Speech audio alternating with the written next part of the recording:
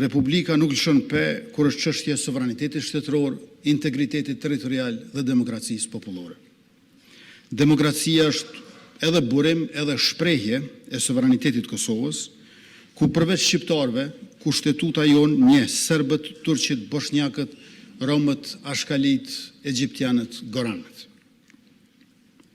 Të gjithë janë pjesë e popullit të Kosovës dhe marrin pjesë në zgjedhjet demokratike, në institucionet zyrtare dhe në jetesën e përbashkët, duke respektuar ligjin dhe të drejtat e njëri tjetrit. Zgjedhjet e fundit demokratike, pas një ngërçe disa mujor në kuvend, treguan edhe një herë vlerën e demokracisë, të zgjedhjeve të lira e të ndershme.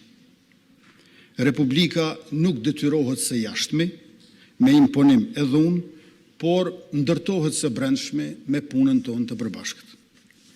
Qeveria e re do të vazhdojë angazhimin për zhvillimin ekonomik, për fuqizimin e sigurisë dhe për thellimin e arsimit të kulturës.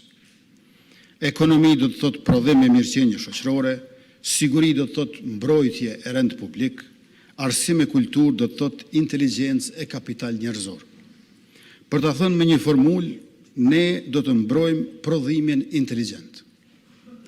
Kështu do të konsolidojmë rritjen ekonomike dhe do të jemi më konkurrues në rajon e mëzgjerë.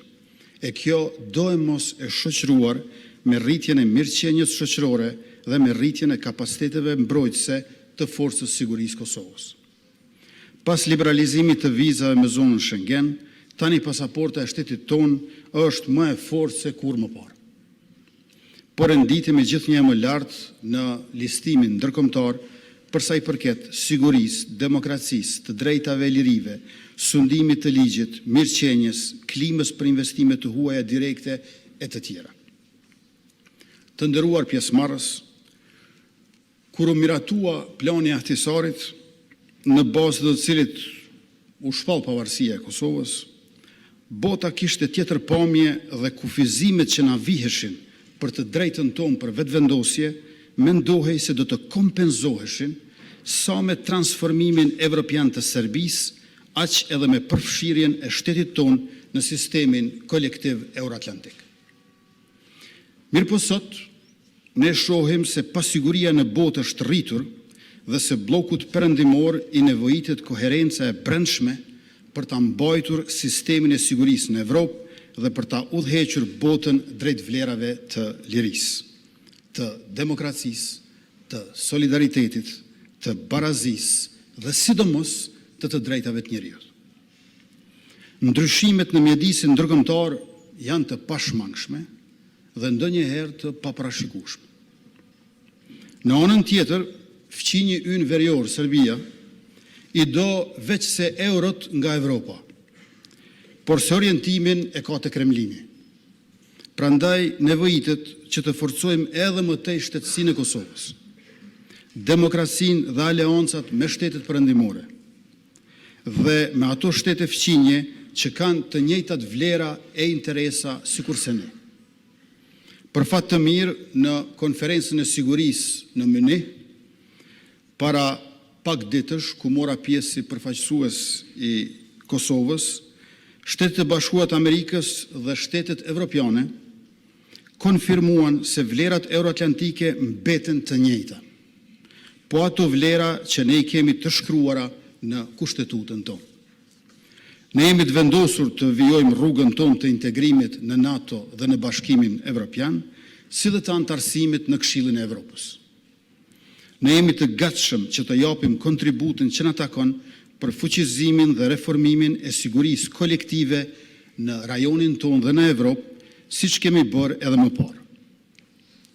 Për këtë do të vijojmë të mbështetemi të Shtetet e Bashkuara të Amerikës, të Gjermania, të Britania e Madhe, të Turqia, Franca e Italia, Kanadaja e Japonia. Sikurse që do të kultivojmë marrëdhëniet dhe bashkëpunimin edhe me shtetet të tjera.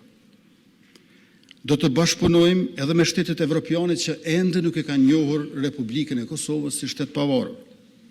Sikurse do të përpiqemi që të sigurojmë Kosovës njohje të reja anë mban botës në mënyrë që të antarësohemi në organizata ndërkombëtare siç na takon si shtet sovran e demokratik që jemi.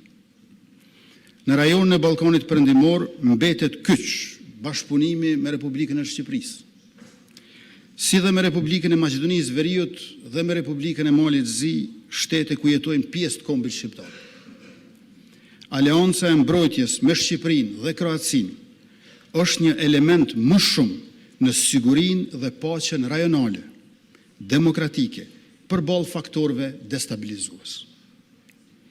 Në këtë ditë të shpalljes së pavarësisë, qytetarët tonë gëzojnë më shumë mbrojtje, demokraci e begati.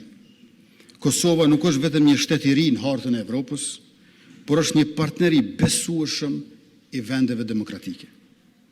Rruga jonë mbetet e njëjtë, sepse atë e kanë përcaktuar historia e kombit shqiptar, historia e afërt e lëvizjeve paqësore, lufta çlirimtare, proceset demokratizuese në Evropë dhe vullneti i popullit të Kosovës për liri e mirëqenie.